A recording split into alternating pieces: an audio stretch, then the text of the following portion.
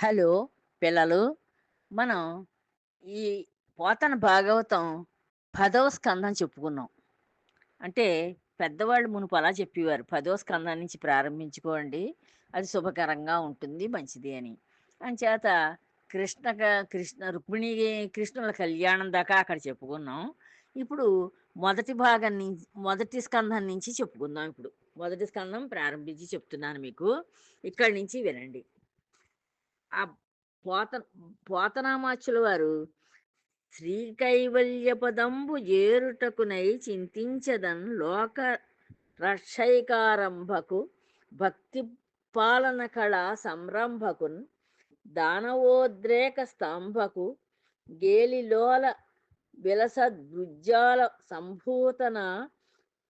సంభూత నానాకంజాత ప్రవాండ కుంభకు మహానందాంగనాడింభకున్ అని ఆయన కైవల్యపదం కావాలని కోరుకుంటూ, అంటే ఇంకా జీవుడు ముక్తిని పొందాలి అని కోరుకుంటూ ఆయన ప్రార్థనా శ్లోకాన్ని ప్రారంభించి అక్కడి నుంచి సకల దేవతల్ని ప్రార్థించారు.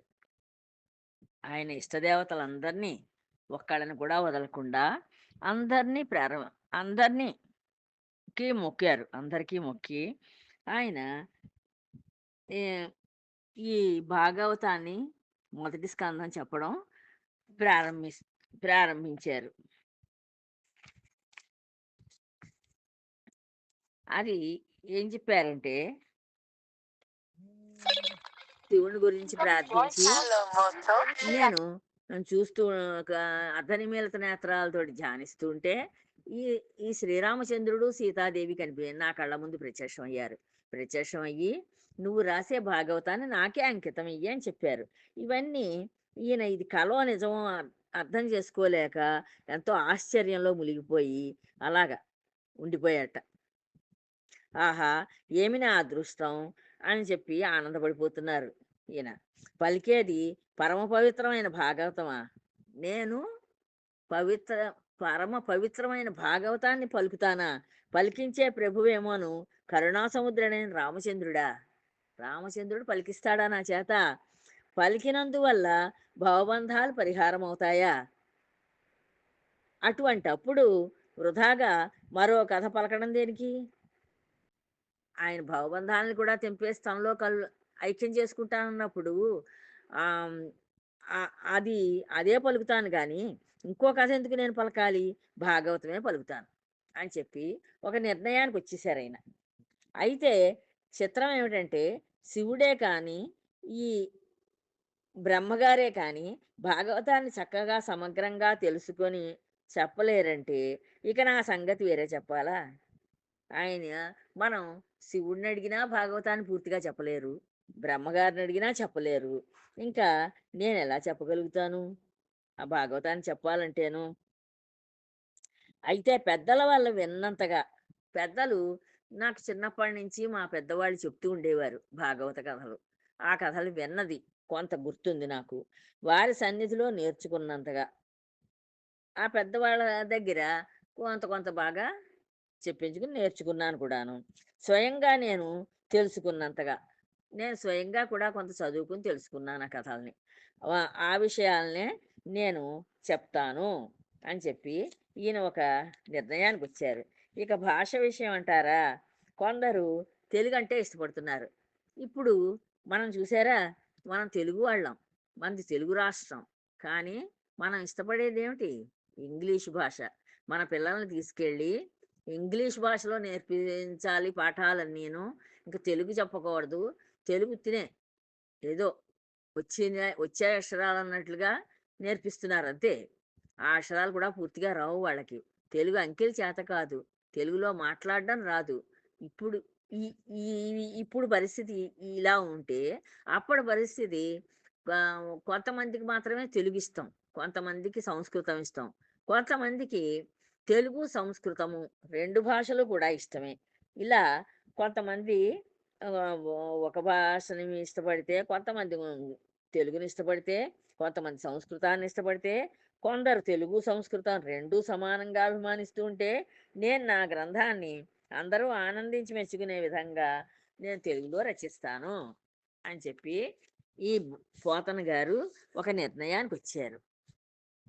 వచ్చి ఇంతకు ముందు నన్నయ్య భట్టారకుడు, తిక్కన సోమయాజి మొదలైన కవులు సంస్కృతంలో ఉన్న పురాణ గ్రంథాలు తెలుగులో రాశారు. ఇంత క్రితం నన్నయ్య భట్టారకుడు ఉండేవారు, ఆయన తెలుగు కవే. తిక్కన సోమయాజి ఉండేవారు, ఆయన కూడా తెలుగు కవే. వీళ్ళిద్దరూ కూడా సంస్కృతంలో ఉన్న పురాణాలని తెలుగులోకి రాశారు. కానీ వీళ్ళిద్దరూ కూడా భాగవతాన్ని రాయలేదు. భారతాన్ని రాశారు, రామాయణాన్ని రాశారు. అయితే నా పూర్వపుణ్య పుణ్యం వల్ల ఎటువంటి నా ఆ మహాబాహులు భారతం రామాయణం తప్ప భాగవతం జోలికి రాలేదు. వాళ్ళు సంస్కృతంలో ఉన్న రామాయణాన్ని భారతాన్ని రాశారు, కానీ భాగవతాన్ని వాళ్ళు రాయలేదు. అది నా పుణ్యం అనుకుంటున్నారు ఈయన పోతనామాచ్యులు గారు. బహుశా నా కోసమే ఈ భాగాన్ని వదిలిపెట్టారేమో. ఆయన భగవంతుడి దయ ఇలా ఉంది నా మీద, అంచేత వాళ్ళు వాటిని ఈ భాగవతాన్ని ముట్టుకోకుండా నా కోసాన్ని వదిలేసినట్టున్నారు, దాన్ని తెలుగులో రాయకుండాను. ఇంకేం కావాలి, ఈ మహాగ్రంథాన్ని తెలుగు చేసి మళ్ళీ జన్మంటూ లేకుండా ఈ నా జన్మను సార్థకం చేసుకుంటాను. నాకు ఇది భగవంతుడిచ్చిన అవకాశం. భగవంతుడే ఆజ్ఞాపించాడు నాకు కనిపించి, ఈ తెలుగులో ఈ భాగవతాన్ని రాసి నాకు అంకితం ఇయ్యి అని రామచంద్రుడే చెప్పాడు. అంచేత ఇది నా అదృష్టం అనుకుని నాకు జన్మరాహిత్యాన్ని పొందడం కోసం అని నేను ఈ భాగవతాన్నే రాస్తాను తెలుగులోకి అని చెప్పి ఆయన పూర్తిగా మనస్సులో అలా నిర్ధారించుకున్నారు. ఈ భాగవతం సాక్షాత్తు కల్పవృక్షమే. ఇది ఈ భాగవతం ఉందే, ఇది కల్పవృక్షం అంత గొప్పది. కల్పవృక్షం అంటే ఆ వృక్షం కింద మనం నిలబడి, మనం ఇప్పుడు ఇల్లు కావాలి, నాకు ఇక్కడ పెద్ద మేడ కావాలంటే వచ్చేస్తుంది. ఇప్పుడు నాకు పెళ్ళి కావాలి అంటే చక్కటి ఒక వరుడితోటో, అమ్మాయి అయితే వరుడితోటి, అబ్బాయి అయితే వధువుతోటి పెళ్ళవుతుంది. ఇలాగా ఏం కోరుకుంటే అది వచ్చేస్తుంది. అది కల్పవృక్షం యొక్క గొప్పతనం. ఇది ఇప్పుడు ఈ భాగవతం ఆయన మహాకల్పవృక్షం అంటున్నారు. అంటే దీంట్లో చెప్పిన విషయాలన్నీ కూడా అంత గొప్పవన్నమాట, సందేహం లేదు. ఏమంటే లలితములైన స్కంధములు కలది భాగవతం. చక్కగా ఆనందంగా వినడానికి ఇంపుగా ఉండే స్కంధాలే ఉన్నాయి ఇందులోను. అంచేత ఈ భాగవతం చాలా గొప్పది. సుందరమైన బోధె కలది కల్పవృక్షం. అంటే బోధె అంటే చెట్టు మొదటి భాగం ఉంటుంది, నేలకి ఉండేది, దాన్ని బోధె అంటారు. ఆ కల్పవృక్షం చాలా సుందరంగా ఉంటుందిట. దాని మొదలు భాగం కృష్ణుడే మూలాధారంగా కలది భాగవతం అని ఎందుకు అలా అంటున్నారంటే, దీనికి కృష్ణుడే మూలాధారం. ఈ కథకి కృష్ణుని గురించే మొత్తం ఇదంతా నడుస్తుంది, ఈ కథ అంతాను. నల్లని వేళ్ళు కలది కల్పవృక్షం. కల్పవృక్షం యొక్క వేళ్ళు నల్లగా ఉంటాయట. అలాగే మన కృష్ణ భగవానుడు కూడా చాలా నల్లని వాడు, కానీ చాలా అందమైన వాడు. సుఖమహర్షి ఆ ఆలాపాలతో మనోహరమైంది భాగవతం. ఈ సుఖమహర్షి ఆలపిస్తూ ఆయన చెప్తూ ఉన్నాడు. ఎవరికి? పరీక్షణ్ మహారాజుకి చెప్పాడు సుఖమహర్షి. చిలుక పలుకులతో రమణీయమైంది కల్పవృక్షం. చక్కగా అంటే ఈ ఈ మహర్షి యొక్క సుఖమహర్షి చిలుక రూపంలో ఉంటాడు, ఆయన ముఖం. అంచేత ఆయన చిలుక పలుకుల్లాంటి పలుకులతోటి చక్కగా ఎంతో రమణీయంగా పరీక్షణ్ మహారాజుకి 7 రోజుల్లో ఆయన కైవల్య పదం వచ్చేటట్లుగా ఈ భాగవతాన్ని చెప్పారనమాట. సౌందర్యంతో సంశోభితమైనది భాగవతం. ఇది చాలా సౌందర్యంగా కూడా ఉంటుంది, అందంగా ఉంటుంది. సుందరమైన లతలతో శోభిల్లేది కల్పవృక్షం. అంటే కల్పవృక్షానికి ఈ భాగవతానికి సమాన పోలికలు ఏమున్నాయో చెప్తున్నారన్నమాట. ఈ కల్పవృక్షం కూడా సుందరమైన లతలతోటి ఎలాగా విరాజిల్లుతూ ఉంటుందో, అలాగే ఈ భాగవతం కూడా చాలా సుందరంగా ఉంటుంది. అంటే అందంగా దాంట్లో ఉన్న విషయాలన్నీ చాలా ఆకర్షణీయంగా ఉంటాయి అని చెప్తున్నారు. చదువుకున్న సహృదయులకు చక్కగా తెలుసుకోదగింది భాగవతం. ఈ భాగవతంలో చదువుకునే ఆ గ్రంథాన్ని చదివే వాళ్ళకి ఎన్నో వాళ్ళ మనస్సులకి ఎన్నో మంచి మంచి విషయాలు తెలుస్తాయన్నమాట. మంచి రంగు గల పువ్వులతో గ్రహింపదగింది కల్పవృక్షం. కల్పవృక్షం ఎలా ఉంటుందంటే మంచి రంగురంగు పువ్వులతోటి నిండిపోయి ఉంటుంది. అలాగే సుందరము, ఉజ్వలము అయిన ఇతివృత్తం గలది భాగవతం. ఇది చాలా ఇందులో ఉంటే కథలన్నీ కూడా చాలా సుందరంగా ఉంటాయి. అంటే వినడానికి ఇంపుగా ఉంటాయి. అవి ఆనందాన్ని కలిగిస్తాయి, బాధను కలిగించవు. ఆనందాన్ని కలిగిస్తాయి, మనోల్లాసానికి కూడా అవి చక్కగా బావుంటాయి. సుందరము, ఉజ్వలము అయిన గుండ్రని ఆకారం గలది కల్పవృక్షం. కల్పవృక్షం కూడా చూడ్డానికి చాలా సుందరంగా ఉంటుందిట. అదేమోను చాలా మెరిసిపోతూ చక్కగా బావుంటుందిట. కైవల్య రూపమైన గొప్ప ప్రయోజనంతో కూడింది. ఇది భగవంతుడి దగ్గరికి చేర్చడానికి ఉపయోగపడుతుంది ఈ గ్రంథం అని చెప్తున్నారు భాగవతం. పెద్ద పెద్ద పండ్లతో కూడింది కల్పవృక్షం. ఈ కల్పవృక్షం కూడా పెద్ద పెద్ద ఎంతో రుచికరమైన పండ్లతోటి కూడి ఉంటుందిట. పవిత్రుడైన వ్యాసుల వారే ఆధారంగా గలది భాగవతం. ఈ వ్యాసుల వారు రాశారు దీన్ని, ఈ భాగవతాన్ని. అంచేత ఆయన రాసిన భాగవతం కనుక అది అంత చక్కగా, సుకుమారంగా, అందంగా, మనోహరంగా, మనస్సుకు ఉల్లాసంగా ఇన్ని రకాలు ఆయన రాయగలిగారు. స్వచ్ఛమైన వ్యాసంతో కూడిన పాదుగలది కల్పవృక్షం.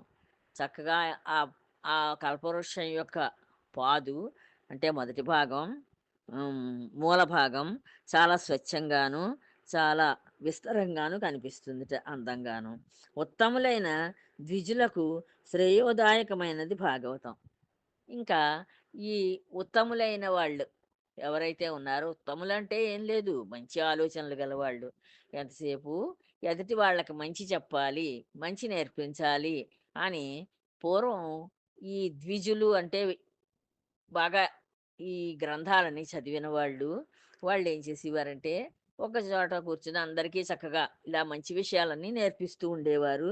నేర్చుకోదలుచుకున్న వాళ్ళందరూ వారి చుట్టూ కూర్చుని ఈ భాగవతం, రామాయణం, భారతం ఇవన్నీ వింటూ ఆనందిస్తూ ఉండేవారు.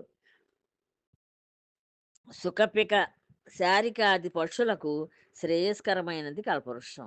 ఇంకా ఈ కల్పవృక్షం ఉందే, ఆ వృక్షం బాగా విస్తరించి ఉంటుంది కొమ్మలతోటి. ఆ విస్తరించిన కొమ్మల మీద ప ఎన్నో పండ్లు కూడా మంచి మంచి ఫలాలుంటాయని చెప్పారు కదా! ఆ చెట్టు నిండాను.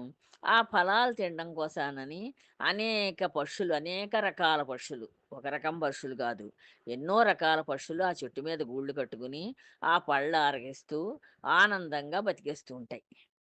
అయితే ఆ కల్పవృక్షం స్వర్గలోకంలో ఉంటుంది. ఆ కల్పవృక్షం ఎక్కడుంటుంది? స్వర్గలోకంలో ఉంటుంది. భాగవతం అనే కల్పవృక్షం ఈ భూలోకంలోనే విరాజిల్లటం విశేషం. ఇంకా ఈ భాగవతం అనే ఈ కల్పవృక్షం ఉందే, ఇది మన పోతనామాచ్యుల చేత రచింపబడి, తెనిగించబడి, మన తెలుగు భాషలోకి తెనిగించబడి, ఈ భూలోకంలోనే మనకు అందుబాటులోకి వచ్చిందనమాట. అంచేత ఈ ఈ కల్పవృక్షాన్ని మనం ఆశ్రయిస్తే మనకి కూడా శ్రేయస్సు, సుఖము, ఆనందము, జన్మరాహిత్యము అన్నీ కలుగుతాయని చెప్తున్నారనమాట.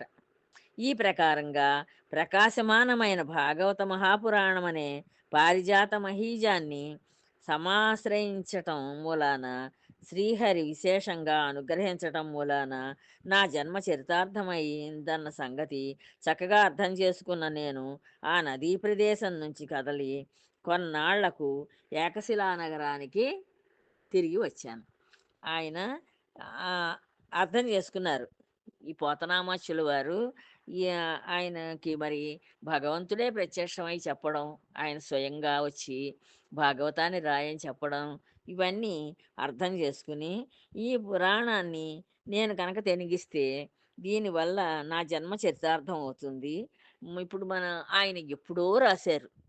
ఎన్ని వేల సంవత్సరాల క్రితం రాసిన గ్రంథాన్ని మనం ఇప్పుడు కూడా చదువుకుని ఆనందపడుతున్నాం. అంచేత అది ఆ కథలు విని ఎంతో మైమరిచి ఆనందిస్తున్నాం.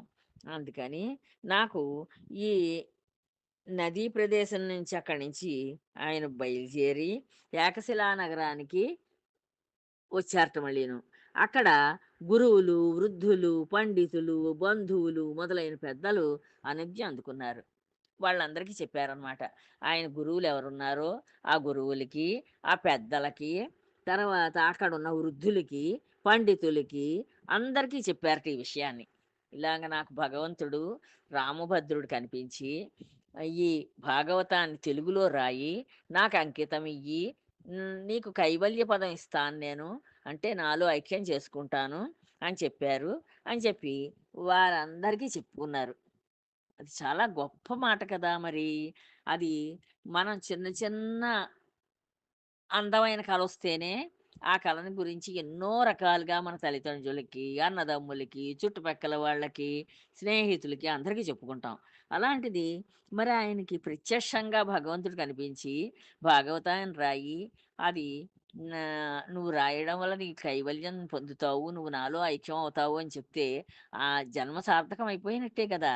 మరి అంచేత ఆయన ఏం చేశారు, అందరికీ పెద్దవాళ్ళందరికీ చెప్పి, "నాకు అనుజ్ఞనివ్వండి. నేను రాస్తాను." అంటే పెద్దవాళ్ళ ఆశీస్సులుంటే ఆ పని మనం తలపెట్టిన పని సుఖంగా అయిపోతుంది చక్కగా ఆనందంగాను. అందుకని ఆయన ఆహ్, వాళ్ళందరి చేత ఆశీర్వదింపబడి వాళ్ళ దగ్గర అనుజ్ఞ తీసుకున్నారట. ఇక ఆయన వంశాన్ని గురించి చెప్తున్నారు. ఏమిటి? మాది కౌండిన్యస్ గోత్రం. అంటే ఆహ్, పోతనామాచ్యుల వారిది కౌండిన్యస్ గోత్రంలో పుట్టారాయన. ఆపస్తంభ సూత్రం, పుణ్యాత్ముడు, ధర ధన్యాత్ముడు అయిన భీమన్న మంత్రి మా మూలపురుషుడు. ఆయన కూడా అంటే తాతలు, తండ్రులు కూడా పుణ్యం చేసుకుంటూ, దేవతార్చన అది చేసుకుంటూ చక్కగా అందరికీ ఆహ్, హ్మ్, స్ ఒక మంచి నలుగురు వచ్చే అతిథులకి, అభ్యాగతులకి భోజనాలవి పెడుతూ, వాళ్ళని సత్కరిస్తూ, అలా ఉన్న మూల పురుషులున్నారనుకోండి తాతలు, తండ్రులును, అవే ఆ ఆచారాలే పిల్లలకు కూడా వస్తాయి. ఆ తల్లిదండ్రులు ఎలా ప్రవర్తించారో, ఆ ప్రవర్తన చూస్తూ ఉంటారు కనుక, ఓహో! ఇలాగే చెయ్యాల్లాగుంది అని చెప్పి పిల్లలు కూడా వాళ్ళని అనుకరిస్తారు. అంచేత అదే చెప్తున్నారనమాట. మా వ మూల పురుషుడు పుణ్యాత్ముడు, ధన్యాత్ముడు. ధన్యుడు కూడా అయ్యాడాయన. ఆయన భీమన్న మంత్రి. ఆయన మంత్రిగా చేసేవారనమాట ఎక్కడోను. ఆయన భీమన్న ఆయన పేరు. మా మూలపురుషుడు. అంటే ఈయనకి తెలుసున్న మూలపురుషుడు. ఇప్పుడు మనకి తాత దాకా లేదు, ఆ తాత బతికుంటే మా నాన్న పేరిది. మా నాన్నగారు ఇలా ఉండేవారు అని చెప్పి చెప్తారు కనుక, ముత్తాత దాకా తెలుసు. ఆ పై తరాలు తెలియవు కదా! ఈయన ఆయన మూలపురుషుడు ఎవరో చెప్తున్నారు. భీమన్న మంత్రి మా మూలపురుషుడు అని చెప్తున్నారు. ఆయన కుమారుడు అన్నయ్య. అప్పుడు అలాంటి పేర్లు పెట్టుకునేవారేమో. అంచేత ఆయన కుమారుడు ఈ భీమన్న మంత్రి గారి కుమారుడు అన్నయ్య. ఆయన అర్ధాంగి గౌరమ్మ. ఆయన భార్య గౌరమ్మ. ఆ దంపతులకు సూర్యుని వరప్రసాదం వల్ల సోమన్న జన్మించాడు. ఆయన వాళ్ళు ఈ గౌరమ్మ, ఈ అన్నయ్య వీళ్ళిద్దరూ సూర్యోపాసకుల్లాగుంది. సూర్యభగవానుడిని పూజించేవారు. పూజించడం చేత సోమన్ అనే ఆయన వాళ్ళకి జన్మించారట. ఆయన ఇల్లాలు మల్లమ్మ. ఆయన భార్య మల్లమ్మ. ఆ సతీపతుల సంతానం ఎల్లన్న. వాళ్ళిద్దరికీ ఎల్లన్న అనే ఆయన పుట్టారట. ఆయన భార్య మాచమ్మ. అంటే వాళ్ళ ఈ ఆ పైనుంచి చెప్పుకొస్తున్నారన్నమాట 3 తరాలును. వారిద్దరికీ వంశవర్ధనుడైన కేసన మంత్రి ఉదయించాడు. తర్వాత వీళ్ళందరూ కూడా అక్కడ రాజుల దగ్గర మంత్రులుగా ఉండేవారు. పూర్వం ఎక్కువ బ్రాహ్మలే ఉండేవారు మంత్రుల కింద. ఎంచేతంటే వీళ్ళు కొంత ఇలాగ పాండిత్యాన్ని కలిగి ఉంటారు. పాండిత్యమే కాకుండా మంత్రశాస్త్రాలు ఇవన్నీ తెలిసి ఉంటారు. అందుకని రాజులు వీళ్ళని మంత్రులుగా పెట్టుకునేవారు. వీళ్ళకి కొంచెం బుద్ధిబలం కూడా బాగా ఉంటుంది. అందుకని మంచి సలహాలు ఇస్తారని చెప్పి మంత్రిగా పెట్టుకుంటారు. అలాగా ఈ కేసన మంత్రి ఈయన కూడా మంత్రిగానే ఉండేవారు. చక్కని వాడు, పెక్కు కళల్లో పేరెక్కినవాడు, దాత, నీతిమంతుడు, అభిమానధనుడు అయిన కేసన్న గారు లకమాంబను సహధర్మచారిణిగా వరించి శాస్త్రసమ్మతమైన శైవ మతాన్ని స్వీకరించారు. ఇంక వాళ్ళు చక్కగా ఆయన పెళ్లి చేసుకున్నాక లకమాంబని ఆవిడని సహధర్మచారిణిగా చేసుకుని ఆహ్, శాస్త్రాలను చదువుకుని శైవ మతాన్ని తీసుకున్నారట. అంటే శివుడిని పూజించే మతం శైవ మతం. వాళ్ళు శైవ మతస్థుల కింద శై శివుడిని పూజిస్తూ ఉండేవారట. లక్కమాంబ మహాసాధ్వి. ఈ లక్కమాంబ చాలా గొప్ప ఇల్లాలంటే ఆ భర్త ఎలా చెప్తే అలా నడుచుకుంటూ ఉండేది. ఆయన ఏం చేయమంటే అవి చేస్తూ ఉండేది. ఆ పూజలు అవి కూడాను. ఆ దొడ్డ ఇల్లాలు ఇల్లు వదిలి వెలుపల కాలు పెట్టారు గదు. అప్పటి రోజుల్లో ఆడవాళ్ళు ఇంట్లోనే ఉండేవారు. బయటికి వెళ్ళేవారు కాదు. అంచేత అలా చెప్తున్నారనమాట. ఆ ఇల్లాలు బయటికి ఎప్పుడు వెళ్ళి ఎరగదుట. వీధి గుమ్మం కూడా చూసి ఎరగదు. పరపురుషుల సంగతి తలపెట్టి ఎరుగదు. ఆ పక్కింటి వాళ్ళు ఇలాగా, ఈ పక్కింటి వాళ్ళు అలాగా అని చెప్పి ఎవళ్ళని గురించి ఏమీ మగవాళ్ళ ఏ పరాయి మగాళ్ళు ఎవళ్ళ గురించి కూడా ఏమీ మాట్లాడేది కాదట. పెనిమిటి మాట జవదాటి ఎరగదు. భర్తనే దైవంగా పూజిస్తూ, భర్త మాట అలాగా వింటూ ఆయన ఎలా చెప్తే అలాగే చేస్తూ ఉండేదిట. ఆమె దాన ధర్మాలకు, దయాదాక్షిణ్యాలకు పెట్టింది పేరు. ఆవిడ చేసే దాన ధర్మాలకి, దయాదాక్షిణ్యాలకి పెట్టింది పేరు. అంటే ఆవిడ చాలా దాన ధర్మాలు చేస్తూ ఉండేదన్నమాట. ఆవిడ చాలా దయగల తల్లి కూడాను. పెద్దల మన్ననల్ని పెద్దగా అందుకున్న ముద్దరాలు. ఆ పెద్దవాళ్ళందరూ కూడా ఈవిడ్ని మంచి వాళ్ళ మామగారు, అత్తగారు అయితే మంచి కోడలని వాళ్ళు సంతోషించేవారు. అలాగే ఆడపడుచులు, ఇంకా మరుదులు వీళ్ళందరూ కూడా ఈవిడ చాలా మంచి మనిషి అని చెప్పి అందరూ కూడా మెచ్చుకుంటూ ఉండేవారట. ఆ చల్లని తల్లి బీదసాదులను ఆదరించి వారి కష్టాలు పోగొట్టేది. ఇంక బీదవాళ్ళు ఎవరైనా వస్తే వాళ్ళకి కావలసినవన్నీ ఇస్తూ ఉండేది ఈవిడ. వాళ్ళని ఆదరించి పంపిస్తూ ఉండేదిట. ఔదార్యానికి, బుద్ధి చాతుర్యానికి, సౌందర్యానికి, గాంభీర్యానికి ఆమె ఆస్థానం. ఆవిడలో ఉన్న సుగుణాలు చెప్తున్నారన్నమాట. బుద్ధి చాతుర్యానికి అంటే మంచి తెలివిగా మాట్లాడడం, తెలివిగా చేయడం పని కూడాను. సౌందర్యానికి చక్కగా అందంగా ఉండేదిట ఆవిడ. గాంభీర్యానికి చక్కగా గంభీరంగా అంటే చూడ్డానికి ఆహ్, మంచి తెలివైంది అనేటట్లుగా ఉండేదిట. ఆమె ఆస్థానం ఆస్థానం. ఆవిడ అలా ఉండేవారట.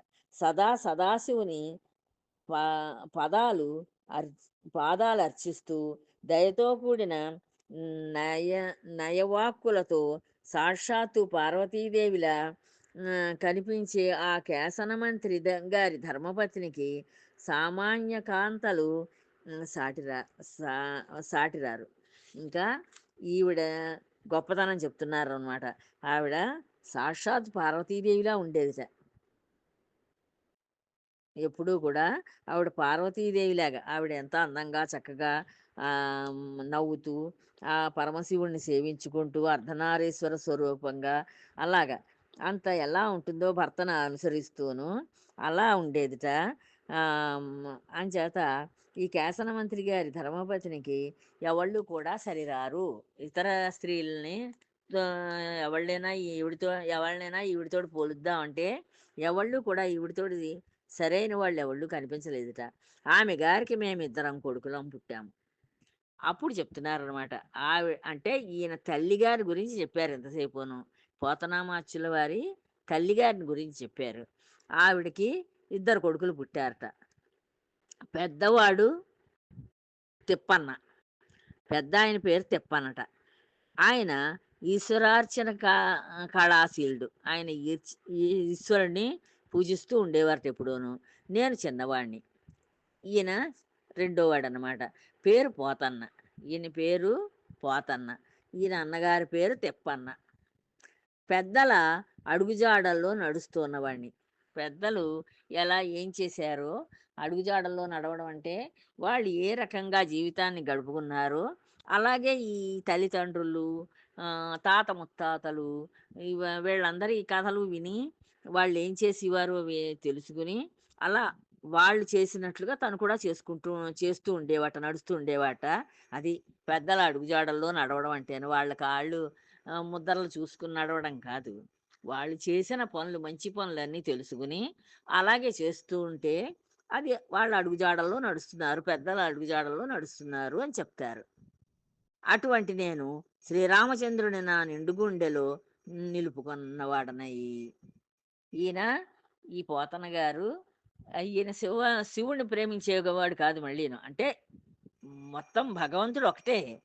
కానీ ఈయన శ్రీరాముడంటే ఇష్టం, శ్రీకృష్ణుడంటే ఇష్టం. అందుకోసానని ఈయన ఆయన మనస్సులో శ్రీరామచంద్రుడిని ఆయన గుండెల్లో నిలుపుకున్నారట. వాళ్ళ తల్లిదండ్రులు వాళ్ళు శివుడిని పూజించేవారు. కానీ ఈయన మాత్రం రాముడి చరిత్ర అంటే ఈయనకి ఇష్టం అన్నమాట. అంచేత రాముడు అడుగుజాడల్లో నడవడం కోసమే రాముడి కథలు వింటూ రాముడిలాగా ఆయన్ని ప్రేమతో గుండెల నిండా నింపుకుని ఉండేవారు ఈయన. తర్వాత చెప్పుకుందాం అమ్మా. ఉంటాను. జై శ్రీరామ్.